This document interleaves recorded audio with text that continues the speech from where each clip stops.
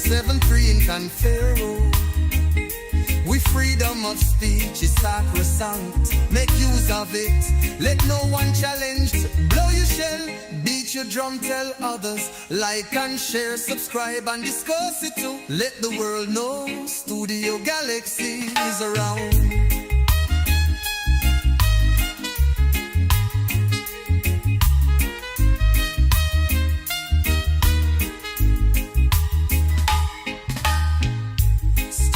Galaxy in Confero, hope you know.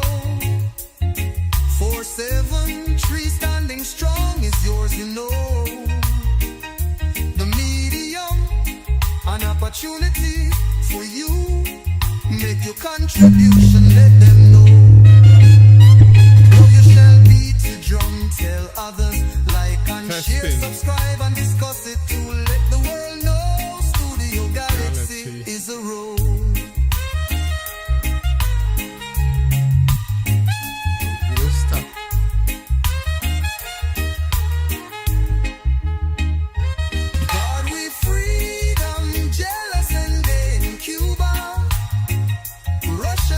Chinese and lucky like we.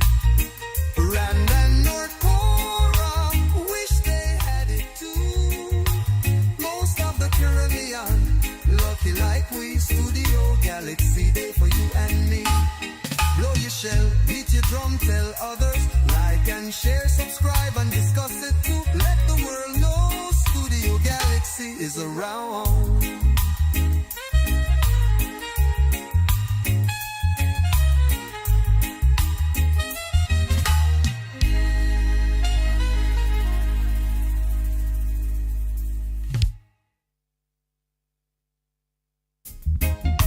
The medium cooler, Studio Galaxy in Confero, hope you know.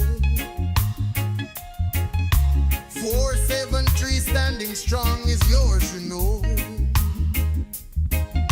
The medium, an opportunity for you. Make your contribution, let them know. Democracy in Spice Isles is alive and well. Welcome, brothers. Welcome, sisters. Welcome to our program this morning on Studio Galaxy 473. And we're very happy to be back with you again. And we always encourage you to share our program, like our program, and subscribe to the program. That is the only way you could give. That is the only way you could help to provide for local content to grow.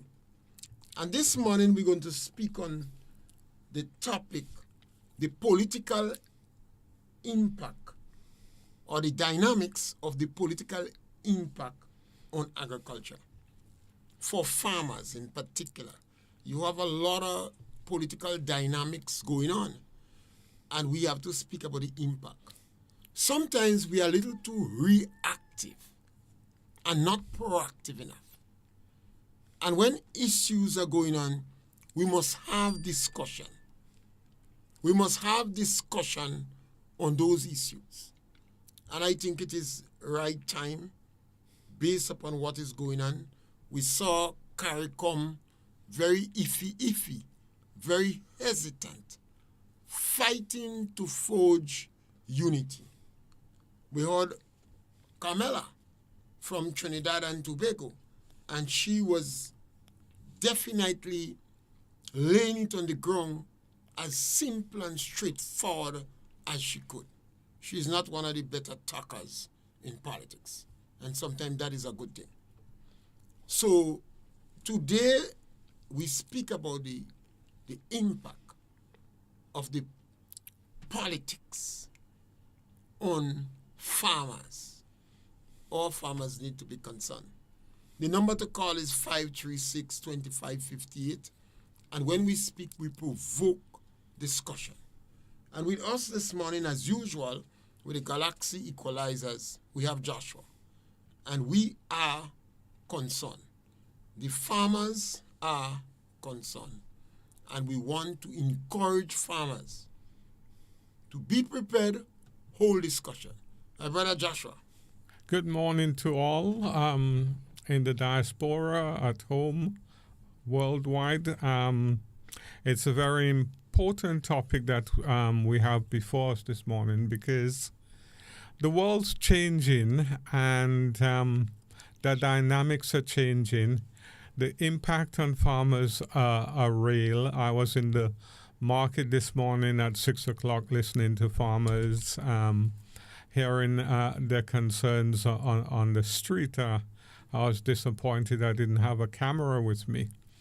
Now, not too long ago, we had a situation where we had discussions in terms of the World Economic Forum, in terms of discussions that was going on. And one of the things that a lot of the economic leaders agreed upon is something that the Canadian Prime Minister said. He said, and in terms of economic, he advised the grouping of world leaders that the world as they know it no longer exists. He called it a rupture. He said there was a rupture in the world. And if we're thinking that things are going to go back to normal, how it was before, in terms of the rule-based economy, that's not going to happen.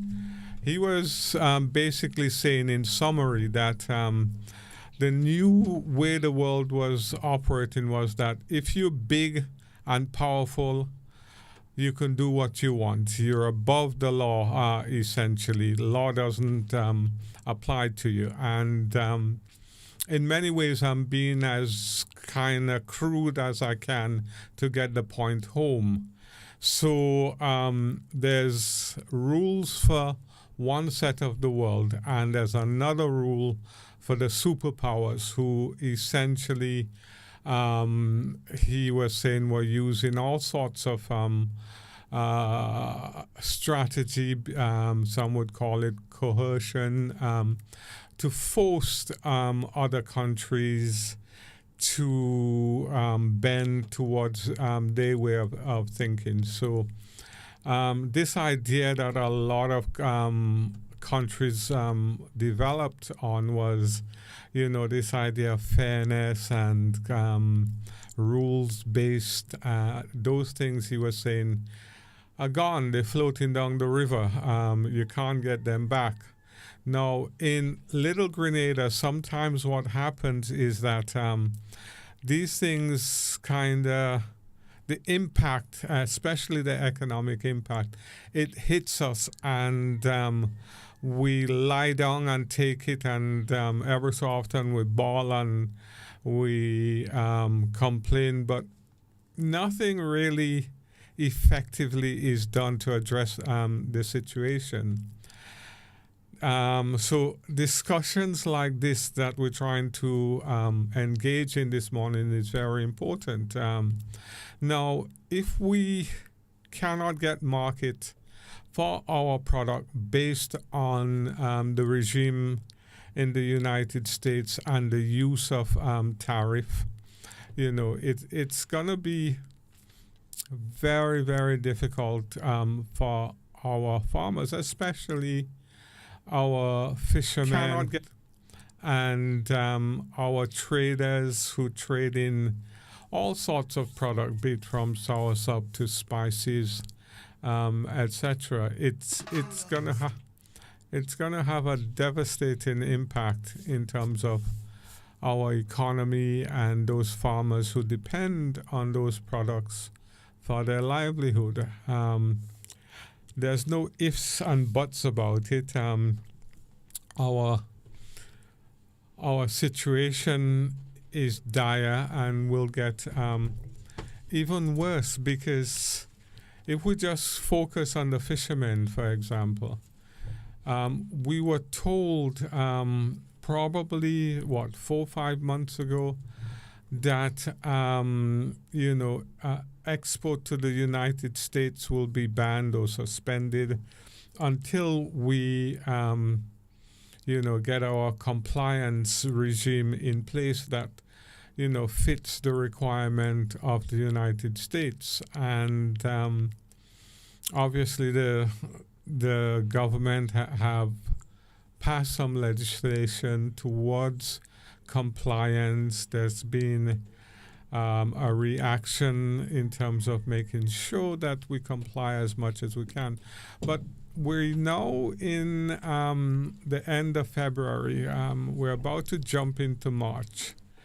And as yet, we still cannot export our fishes to the United States. And the talk is still the same from about 4 to 6 months ago. We are looking for markets.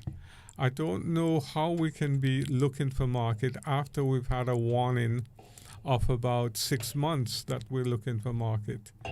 It either shows that we're not taking things seriously in terms of our strategic kind of reaction to these things, or we're just hoping that, somehow it'll be okay and everything will be back to normal. But as the Canadian Prime Minister said, the world is going through a rupture. It's not gonna be back to the same again. So whatever whatever action we can take, we need to be taking it now. I had a discussion on Friday with the company who are based in Wester Hall. I don't remember their name, but they're famous for grinding our cinnamons and all our kind of bay leaves and those things and exporting that product. And the owner was saying to me that, the business has kind of come to almost a grind, because a lot of the products that they could have sent to the United States and have it received, that business has stopped. And they were also complaining about the fact that, in many ways, it appears from what she was telling me that our products are being bought by other nationals and branded under other national flags. Apparently, some of our products have some real kind of unique qualities. The smells and taste tend to be more pungent. So all of these things are there in the air and needs this discussion, because the trade has really dried up for them, and they're thinking that there is a trade internally, but we need to kind of support that trade, create the market, and raise awareness in terms of marketing and advertising. And as we know, marketing can be quite costly. The marketers always say marketing doesn't cost, it pays. And yes, it does pay in the long run. But initially, the startup costs tend to be a little prohibitive for most small businesses. So, I hope that those of you out there who are bawling, in terms of the pressure that you're experiencing with your export, I hope and I pray that a way can be found whereby you can still keep going. But the wider picture, I think, in terms of all of this is that it's not just Grenada that the rupture in the world is affecting. We have internal disagreements in terms of CARICOM leaders. We have threats in the Caribbean in terms of trade with Cuba, trade with Venezuela. And all of these things are happening, and we can't pretend it's not happening. Now, we've pretended that everything is the same, but it's not the same, because the impact of these economic pressures being felt on felt by the small businessmen and small businesswomen who are not able to export their product, whether to the United States or wherever. It's a very disruptive environment and situation that we find ourselves. And we cannot continue to just put our head in the sand and, our thinking part is exposed. We need to have discussions. We need to find ways in terms of resolving these issues as quickly as we can. That's perhaps we need to find ways. I always believe that in a crisis, there are always opportunities. And what we do more often in a crisis, we blame, we throw our hands up in the air, and refuse to negotiate. Maybe that is what is happening with CARICOM now. Yeah. CARICOM Islands seems to be cannibalizing, turning against one another. You have Trinidad, and then Barbados and the other Caribbean islands. And the reason they are doing it is difficult for the ordinary mind to understand. I say that because if you ask the average Grenadian, who is our two most important trading partners, they may well say Trinidad and Tobago and the United States of America. Trinidad and Tobago, because we have had a very profitable trafficking, that trade between Trinidad and Tobago. In yesteryear, it was much more even in that we brought a number of vegetable, ground provision, citrus, whiskey, brandy to Trinidad. And then we got back money and then goods from Trinidad that we sell here. St. Vincent, trade with Trinidad is even stronger, and Antigua and etc. But on the other hand, it seems as though our political directorates are forgetting that St. George's University contribute more than 20% to the GDP.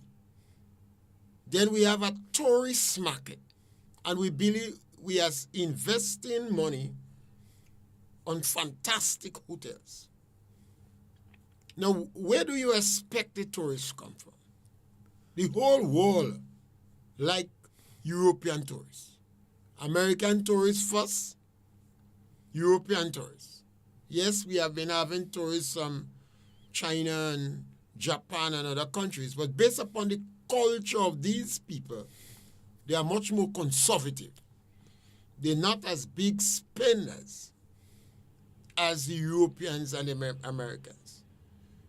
Now, the farmers in Grenada, they want to shed a tear.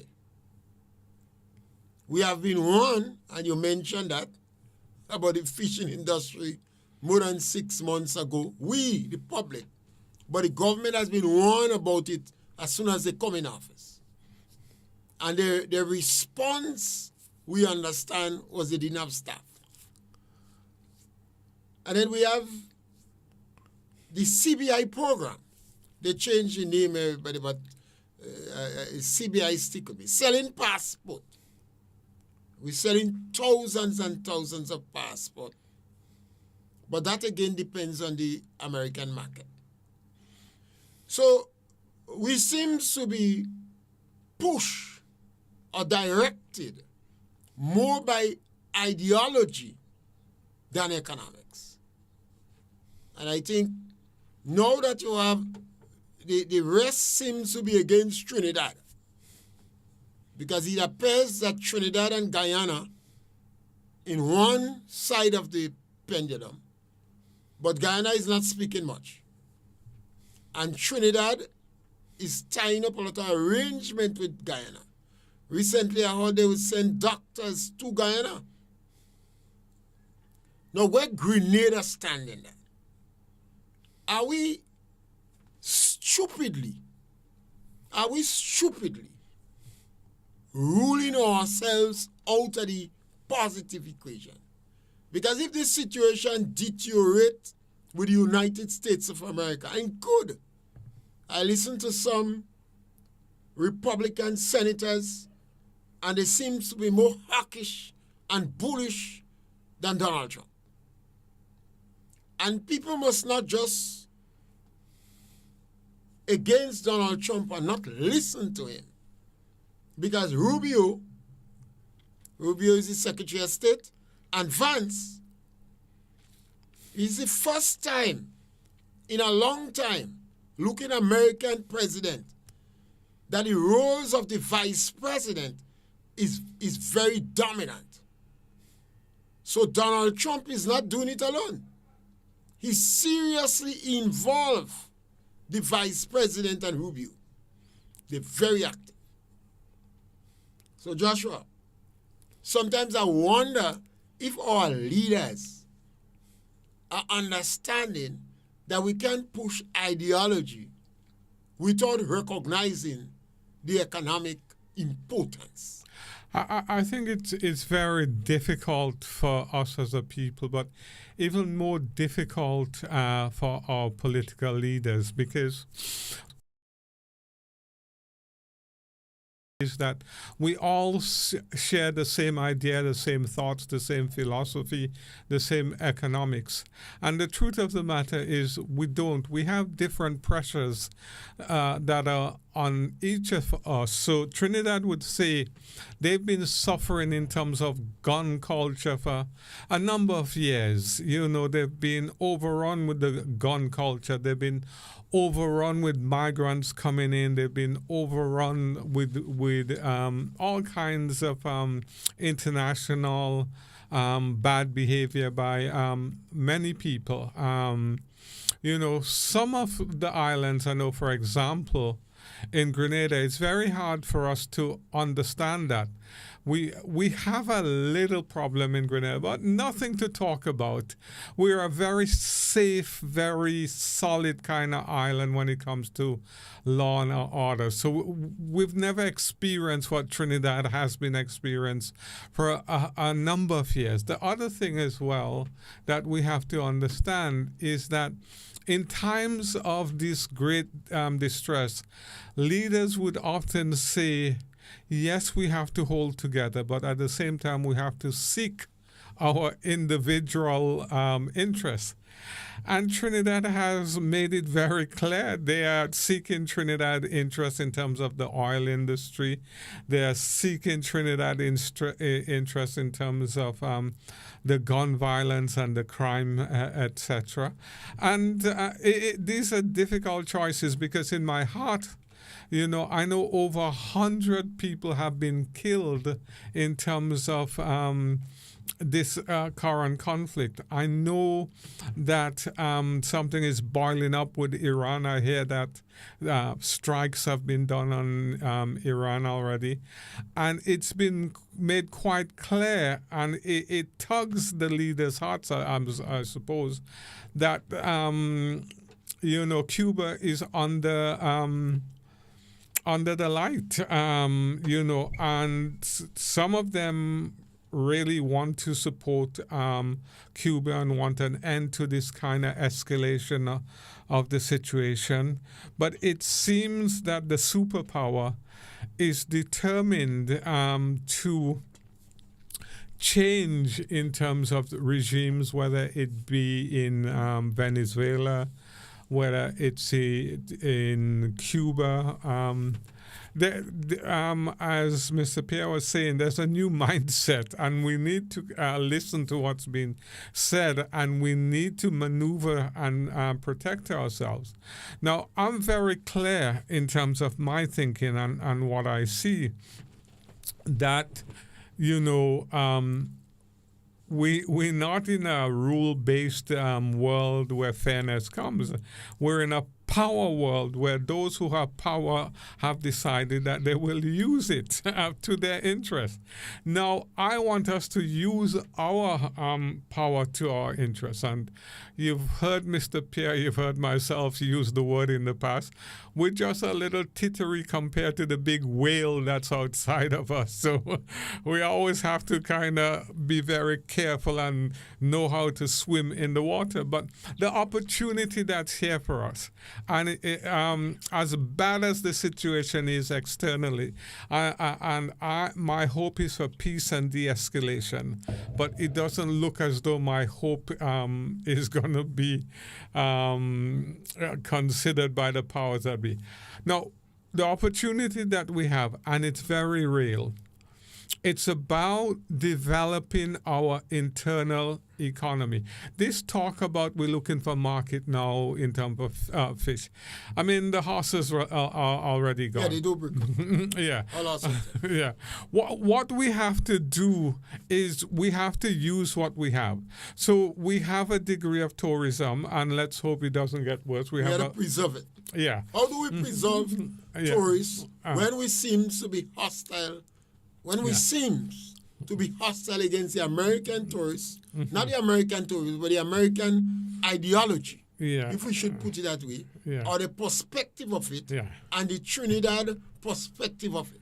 Yeah, so this is where those people who are in position and really do not have the diplomatic credential, are being exposed now, because this is where diplomacy really matters. But I want to stick to my idea so I can share it with you, because it's an idea that will bear great fruits, great benefits to our people if we have the fortitude and we have the determination and the vision to go down this road.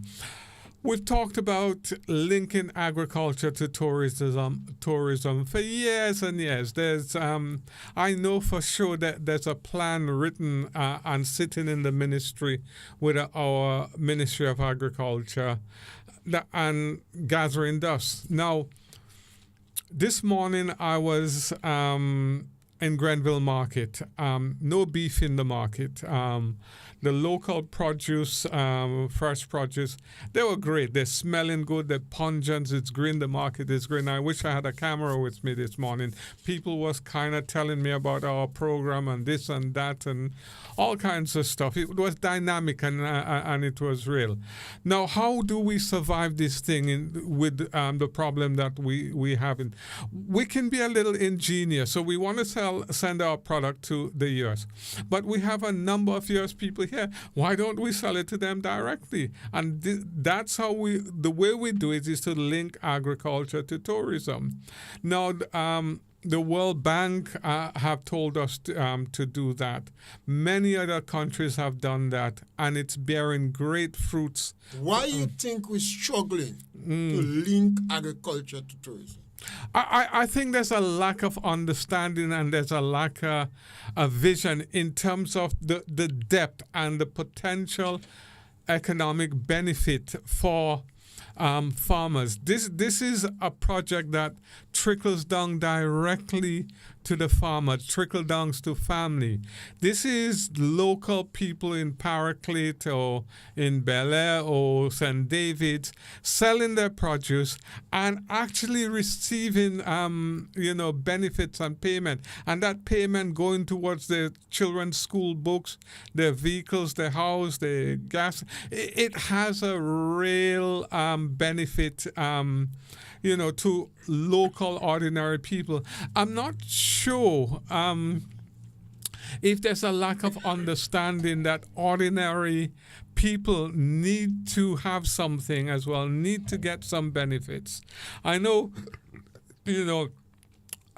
government now understand the debushing program and they don't touch it anymore. Debushing is here to stay. And so they link debushing with votes. But, for our economy and our country, there's no reason.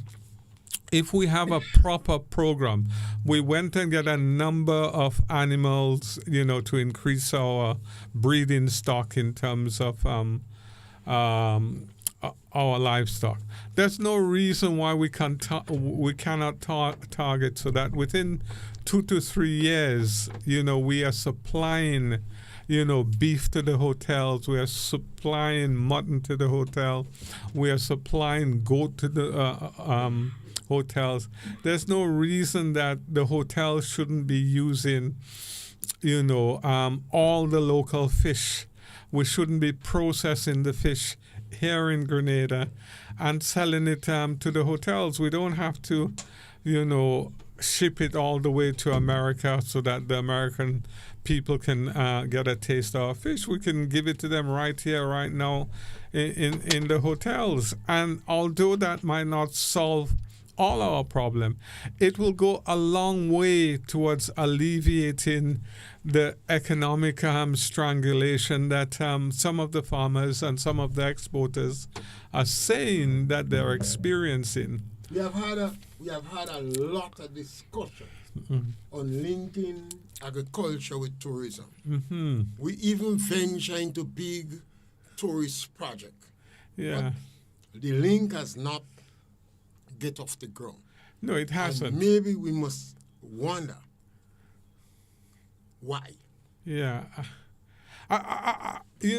Sometimes having spoken to many people, I don't think that they're malicious or they're bad.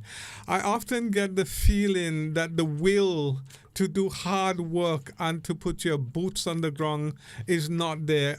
It's almost as though I get the feeling sometimes people are hoping somebody would do it, not realizing, that their government are the ones to kind of create the infrastructure. And if they can't do it because they haven't got the personnel or the professionalism, expertise in-house, it's there externally. It's there. There are a number of people in Grenada who can implement that project. Barbados has done a better job on that. Oh, wonderful job. Barbados has done Antigua yeah. and some of the islands has done a better job. Jamaica have done a... Jamaica has done it. I believe one of the biggest challenges we have in Grenada is the directorates. Our people perhaps want tourists from Cuba and China. Oh. You see, our leaders are so well immersed themselves too much in ideology without recognizing the economic significance of their people. Mm-hmm. When you sit down and you listen to some of our people speak, you think they are agents for Marxists, Leninists, and communists. I've always had issue with them on that. What is the economic reality on the ground? Where do we trade? Now, if you embrace the communists and the left wing too much, it's going to affect the economic realities. Because you show up yourself and all of a sudden you're on the United States of America radar. And distance is important. So we have to understand it is not a question of right and wrong. It's a question that we have some powerful empires, United States of America, Russia, and China. United States working with Europe, the free market, they have election, colonialism, neo-colonialism, capitalism, you could call it all what you want. The communist countries, they don't have a free market. They don't have a free country. They don't have freedom of the media. Nothing is wrong or right with it. But the West now realize once government can change, they could continue propagating the communist doctrine. So the United States always advocate for a free market, the media, and election periodically. We in the Caribbean here, as Kamala Bissesa said, all of us benefited from the free market and election. She said if we didn't have election, we would not be here. In Cuba, we had Castro. Castro gave his brother Raul after decades, and when Raul get Chupidia sick, he give partner. So they don't have a free market. We in the Caribbean, we are enjoying the free market, We are enjoying election. We don't too like free media because they criticize us, but we have it. And we use the media to terrorize the government when we're in opposition. When we're in government, we want to kill the poor people we use to terrorize the government. You can't eat your cake and have it. Now, yet, we're fighting to defend a government, Cuba, Venezuela, Russia, China, that have no election, that lock up the people in jail, that execute and jail media personnel. We in the Caribbean, in particularly in Grenada, have to suppress our personal ideological urges and remember the economic realities and the fact that the tourists we want come from America. The fish and the sauce-up and the 20 other products we can export is to America. Our people not balling to go in Cuba. I don't know when last a Grenadian go and live in Cuba. Even the people studying Cuba, they want to go in America. Well, I have said repeatedly, communist country doesn't make communists. Communist country make capitalists. So all the guys who go and study in Cuba, they are capitalists. So somehow or the other, our leaders emerge themselves into the communist, Marxist, Leninist, progressive, socialist doctrine and not taking the economic realities of the country. I think that's a good point that you make, and I can agree with it to a degree. I guess those who are very knowledgeable in terms of that era will point out a lot of inconsistency that happens with the United States and what it preaches. But what I want to focus really on is in terms of what we're going through and the difficulties, and sometimes this gets lost.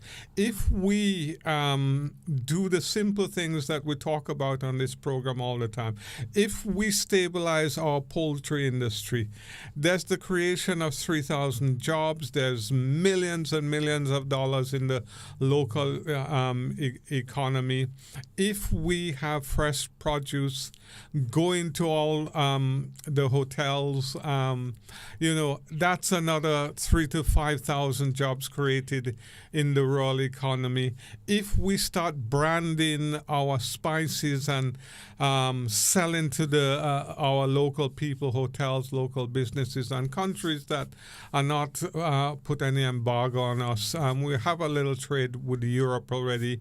Britain wants to reestablish trade. I'm not sure what kind of trade we could have with Britain, but there are other things, and there are things that we can do. We don't have to just sit and wait for a handout. We can link. This is a word that's been used so frequently in Grenada that I always try to understand what they mean by handout. And every time they use it, they seem to be pointing at me and the poor people in the country. Because, I'm a financially embarrassed person suffering from monetary instability. So every time they use this word, Mr. Pierre, what you mean? They're targeting the poor and vulnerable. What you mean when you say handout? Yeah.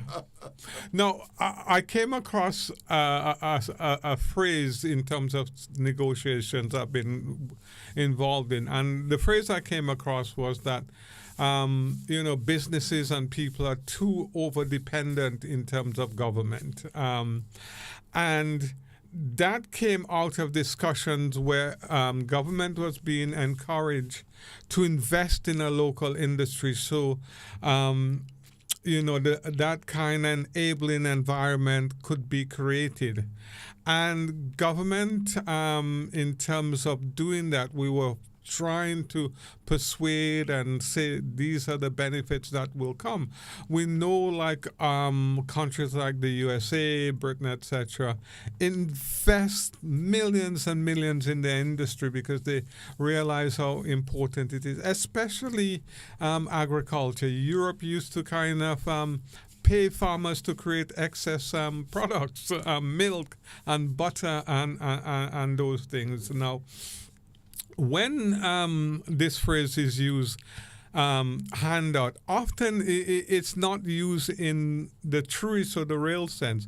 It's used as a baseball bat to shut you up and to say, don't ask for anything. Don't ask us to do what we're supposed to do, because what is actually happening is that you blame the person who's suffering at the hands of your policies and your kind of your deeds. And quite often those people, they don't have access to the media as you have. So what you see is that people would demonstrate, for example, they might say, in Maribor, don't turn the water off.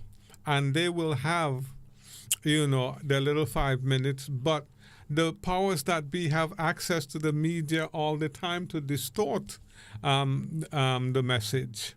So oftentimes, when we use the word handout, it's essentially a legitimate claim that is often trying to be made illegitimate by the powers that be. It's not,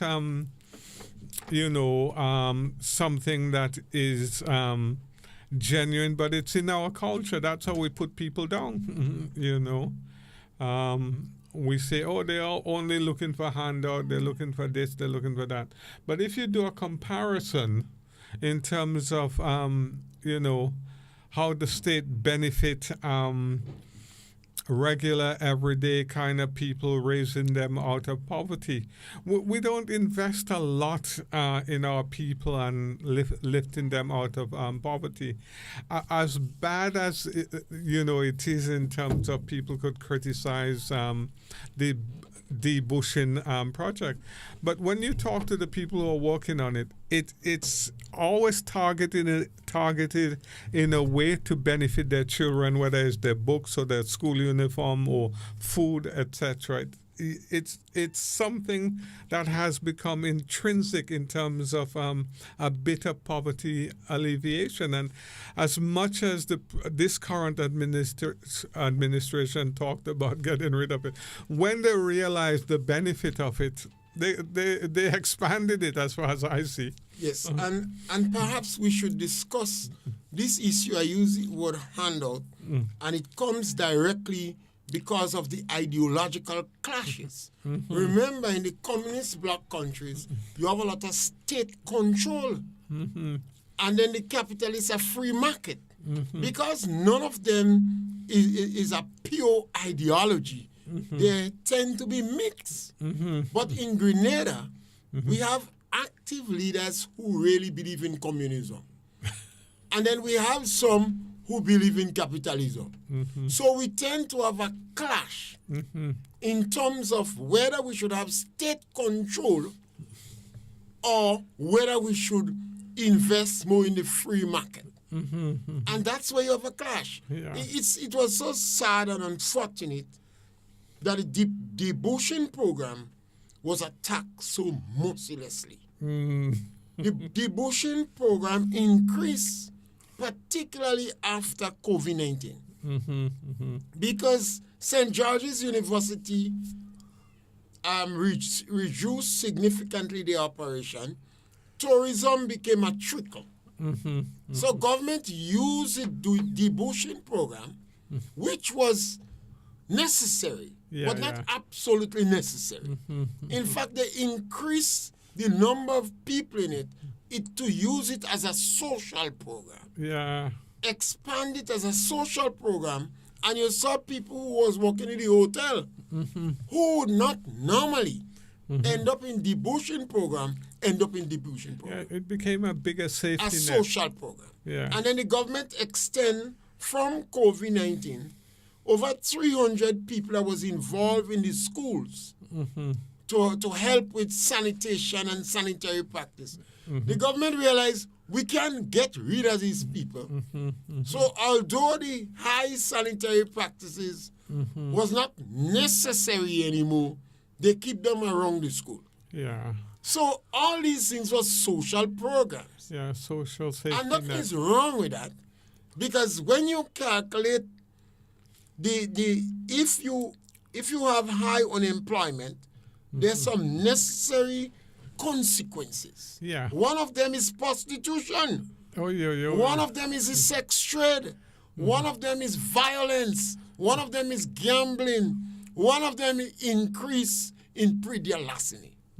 So the amount of money you have to put on police and to keep them in prison, you have these strong social programs. Yeah, preventative programs. But I believe that this present situation as exists because of the geopolitical dynamic that we are deeply involved in. The Caribbean can't say we're not there. The last time we say we're non-aligned, Cuba was leading the non-aligned. Well, Cuba is a communist country and a satellite propagating Russia and China communism. So if you say you're non-aligned and you are Cuban, it was something wrong with your brain. But all the Caribbean countries jump now, line and say they're non-aligned. Now you want zone of peace. Well, how you could want zone of peace when Venezuela is a satellite of Russia and Cuba and Hamas? And Venezuela was not a country that adhering to the democratic process based upon the opinion of the Western people. That they say they thief the election. And Maduro have people in jail. And he closed down the media. Once you do that, you are not adhering to the principles of democracy as propagated by Kamala and some of the people in the Caribbean. Yeah, and we talked the politics this morning with that, and I hope what we illustrate is that it's not easy, and the Caribbean is not a monolithic group of people all thinking the same. They think different, but what I hope comes out from it is we can agree to disagree without destroying each other or without isolating each other, because as a grouping we have to kind of mature. And the second thing that I hope will come out of it is our self-reliance. We need to have real leadership in these times. We really need leaders who can kind of help us kind of raise our head above the water in this kind of very distressing time. There is real opportunities here. We cannot use our CBI project simply to get foreign investors to come in, use the money, build hotels, and give us cheap labor. We need to develop our economy so that it's... And again, my brother, the CBI program is a capitalistic thing. Yeah, but we need to have tangible benefits in terms What we do in the CBI program? If I would... No. What are we doing with it for the farmers? You have yes. That's a great question. What are we doing with Zero, it? nil, nada, nothing. No, sorry, I misunderstood.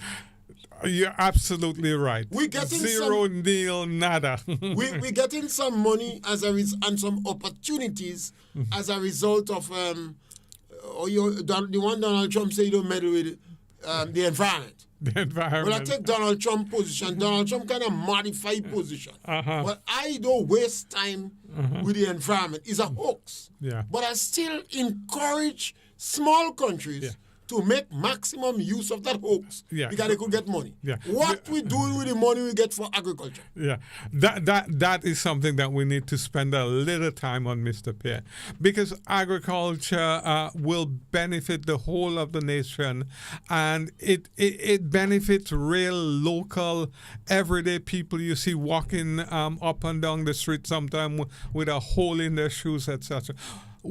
How does CBI trickle? Wait. When you see the hole in the pants, I know it's the pants you're going. They put the hole in the pants, and most men don't mind it. That was a low blow. Yeah, but if we could have visionary leadership, and we could transfer some of that kind of wealth from the CBI, to agriculture, it will make such a big difference. We can, target maybe about a 10 million for the poultry industry to stay. You're calling a lot of money? But they're talking $1 billion and something they take in. You see, and I believe for this we have 10 more minutes. And let's try to spend that 10 minutes where we directly speaking about what could be done for agriculture, because now they're on a standstill. And it's not a question that they don't have money. They have money. Yes. And Grenada don't have big farmers.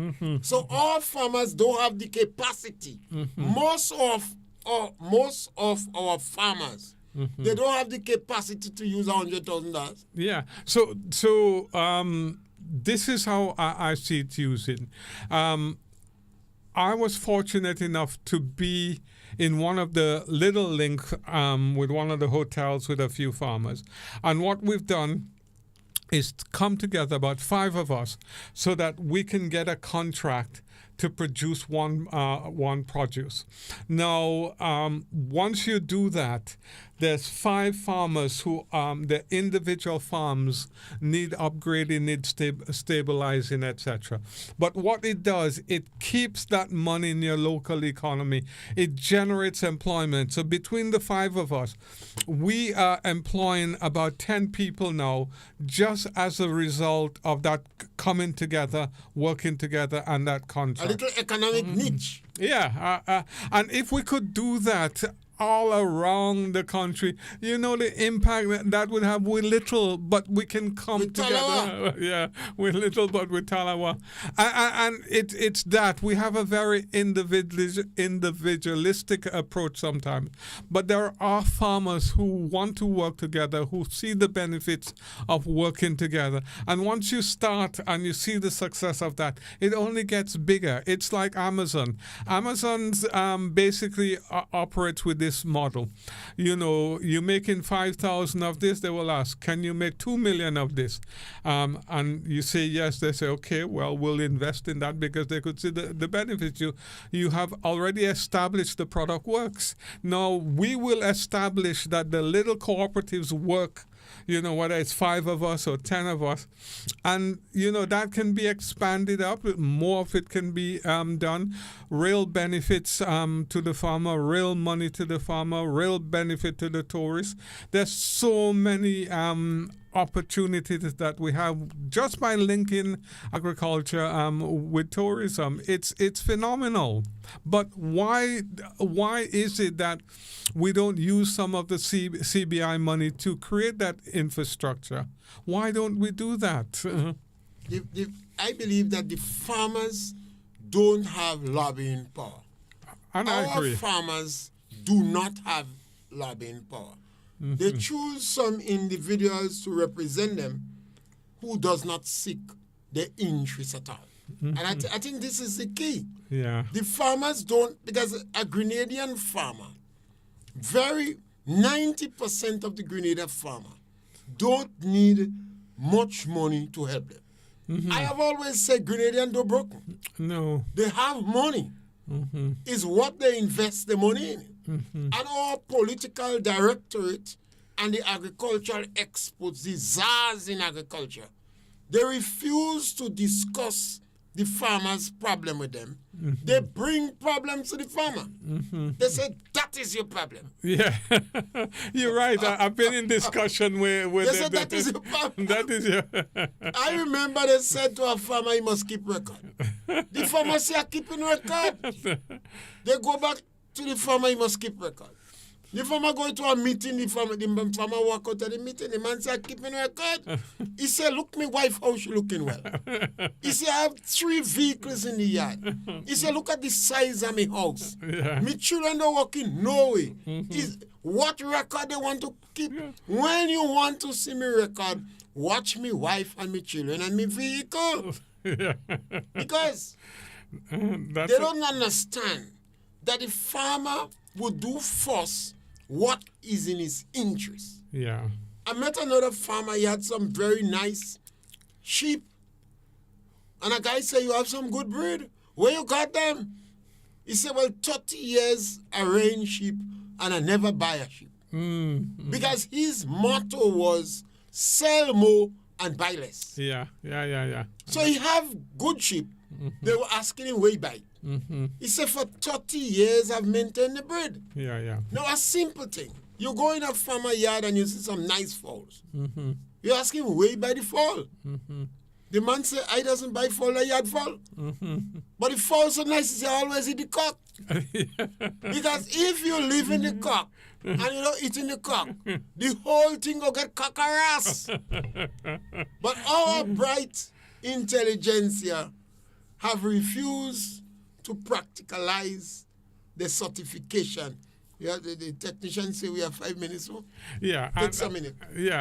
And one of the points I really want to emphasize is that sometimes we're looking at the external market, similar to what Mr. Pierre and I often say. We come from a culture of waiting on the white man with the big horse and the cloak and the sword to come and save us, and that ain't gonna happen.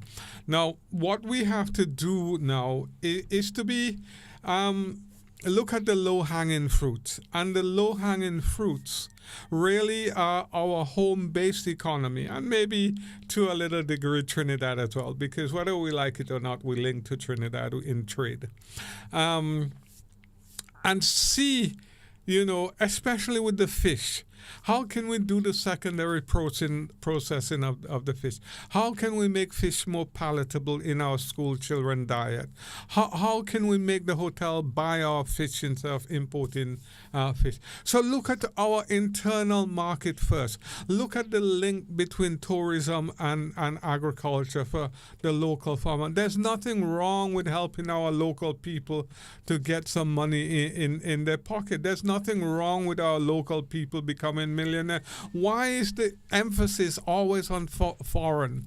Look at our home market, how we can kind of improve it, how we can stabilize it, and how we can make it better, and how we can make our people economically more successful. There's nothing wrong with our people being economically successful. There's nothing wrong with government helping their own people. I just get the impression sometimes we're always looking for a solution externally. And if we get the solution, we say we have a problem. Yeah. So I generally want our directorates, our political directorates. Too many of our political directorates in the Caribbean, from Mia Motley to Grenada here, they're too consumed by and excited by the communist, Marxist, Leninist ideology.